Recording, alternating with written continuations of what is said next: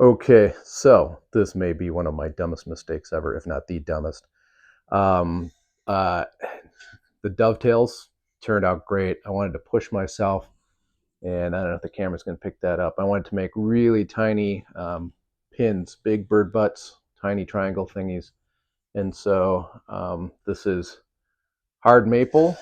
It actually gives you a fair amount of contrast with the end grain versus the side grain. So there's the long grain or side grain here. It's nice and light, and then the end grain absorbs it.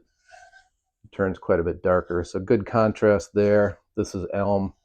Everything's looking pretty good, except for I glued it up and I went to think about how I'm going to put my drawer bottom in here, and I realized that I forgot to cut the channel.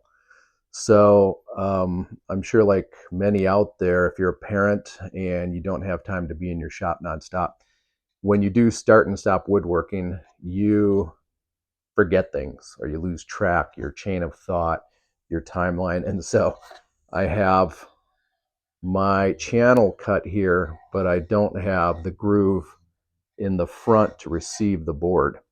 So my plan is this. I'm going to walk through it. At least what I think I'm going to do is I'm going to take a marking gauge, mark my 2 lines, tape it up. I'm going to take my battery powered router and I'm going to do the bulk of the channel. And it doesn't have to be super deep. It just has to be enough to where the end of the plywood can get in there. I'm not doing like a hand glued up chamfered wood bottom. Number one, it's a lot of work. And I, well, I'm just going to jump to number two. I've never seen a solid wood bottom come out of an old piece of furniture that isn't cracked. So it doesn't hold up anyways. So, I mean, modern craftsmen can do that, but honestly, I've never seen them hold up in people that have been doing it for hundreds of years, the craftsmen handing it down one to the next. So this is going to be plywood. Um, and so right here, I'm going to take about a 1/4 inch bit. I'm going to try to keep it even with the line on the inside, the higher of the 2 lines here. So this will be the top. I've got the drawer upside down. So matching this line here, and if I make any mistakes, I'm going to try to keep it on the lower side where nobody's ever really going to look. But I'm going to take some blue tape. I'm going to mark it up here, probably mark it down there, use an edge guide, and then I'm just going to use a chisel and just carve it out and get it to the edges to match the channel here. And then tomorrow, hopefully, or the day after, it's supposed to rain tomorrow, and I use my table saw outside most of the time. I'm going to chop it out, get my measurements, and then I'll just cut a board. Hopefully it doesn't get too beat up on the edges here. So welcome to my mistake. Please like and subscribe if you enjoy somebody making dumb moves while woodworking and trying to figure out how to rectify the issues. So, all right, John the flipping idiot here. Time to get to work. Okay, this is an infomercial for why you get the fancy gauge with 2 marking sticks. This is the Lee Valley. If anybody wants to pick one up, it's pretty awesome. The dual marking gauge, it actually has kind of a low side and a high side in case you're marking stuff and you want to mark and your material is sitting on something, then you can use the side here and you can kind of keep the material on your surface but still have clearance. So anyways, what I need to do is set it for kind of the inside and the outside of the dado here. So I'm going to eyeball this. Let me do this real quick and then I'll show you what it looks like. Oh, gone the wrong way. So that's about right. So there it is. Just should be one high, one low. I'm using the marking gauge because I want to sever the fibers here, and that will prevent some tear out. So I'm going to put it on the surface.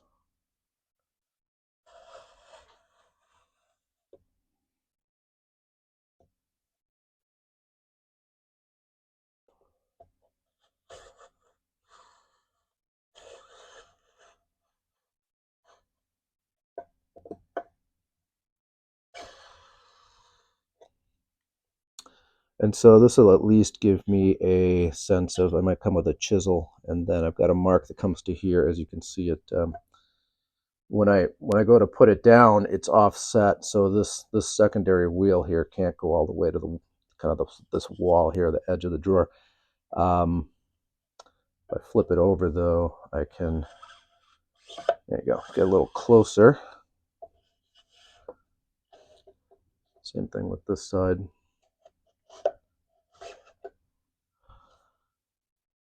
So that's pretty well marked. That looks about right.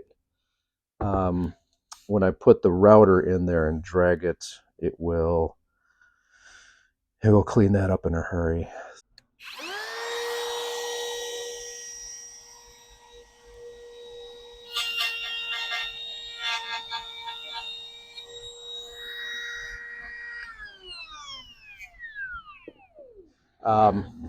Once again, it's important to do your test cuts. So this is good. On the other side here, this was just a little too narrow, and so I made the adjustment, and I think we're in good shape. Okay, here goes nothing. I'm trying to remember if I'm pulling or pushing. I think I'm pulling.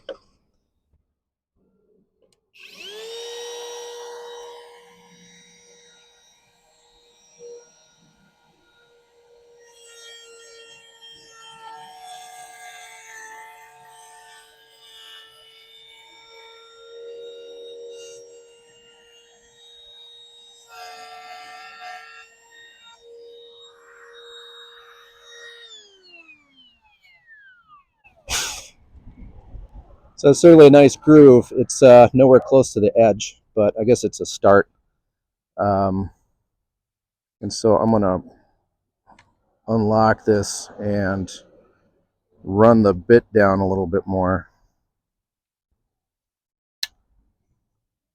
And it's important to just get that edge guide all the way tight on both sides, no wobble. And then you kind of lean it in and bring it down on your cut. Like find my ignition switch.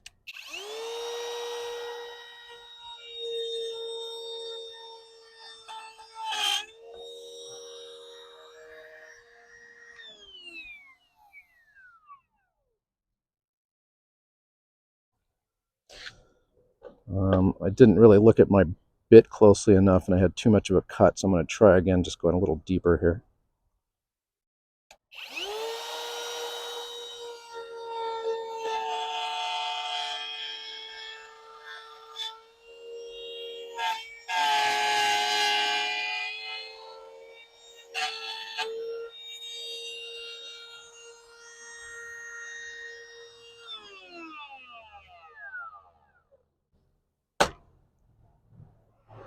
All right, so I think that'll work. Just got to get the other one out here now. Okay, so while I'm set up out here, I still got my clamps on, and this is the second one that I did. I am going to bust out my Japanese chisel kit from Rockler, and I'm going to find their metric. So I'm looking for one that's slightly undersized. So that should be about right. So that's going to be my chopping chisel. And then what I want to do is use one of the bigger ones, and I'm just going to kind of chop in on the edges so that I'm really cutting down the fibers. I use the scoring, the marking tool, the marking gauge, but I don't know if those lines are good enough. So I'm just going to grab the really wide one and give it a tap. And then this is the brass hammer, or the mallet kit that I put together myself from Woodcraft. So that's going to be my hammering force. So time to get busy here.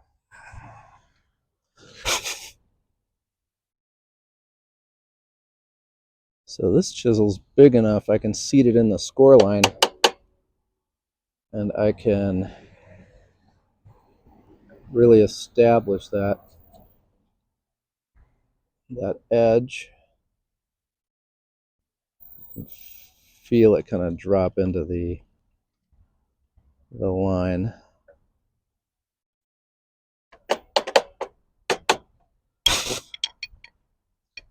Grain's kind of squirrely, so it's tough to See it.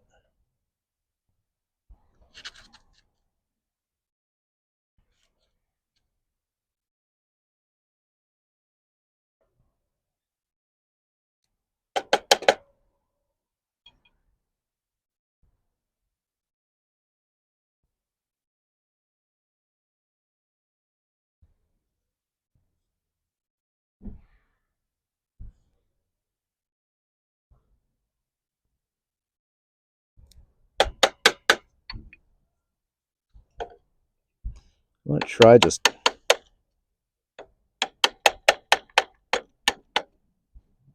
driving through the fibers. That was a no-go. So looks like we're off to Mortisville.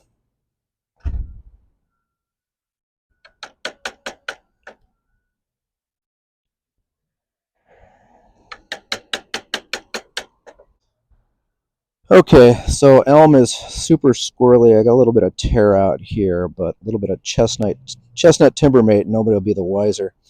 Over here, I thought I'd scored the edges, but again, elm has this tendency to rip and to be very fibrous. But I can live with that. It's kind of a tough one to work with sometimes, but that is pretty much close to done. So I'm going to clean that out. I'm going to get the other one chopped out before I need to get on with other things in my day. So I want to say that's close enough, and I'll try and do a little bit better on the other one. I will say that when it came to trying to chop out the lines, establish the edges here, a smaller chisel actually worked a little bit better to cut through a bunch of fibers at one time. So there's that. Okay, so I did take a block plane, which is a bunch of them, but it's a bench dog in this case. It's from Rockler. And then I shaved this edge to give it just a little bit of room to travel in here. And so I'm going to drop this in. There's a little bit of a bow at the bottom that I'm going to just bend out, give it a push, and look at that. Flush. So that's about perfect right there. So it's the end of the video. If this helped you in some way, please subscribe, like, ring bells, maybe do a little dance, have a toast with a friend, and see you in the next video. And thanks for watching.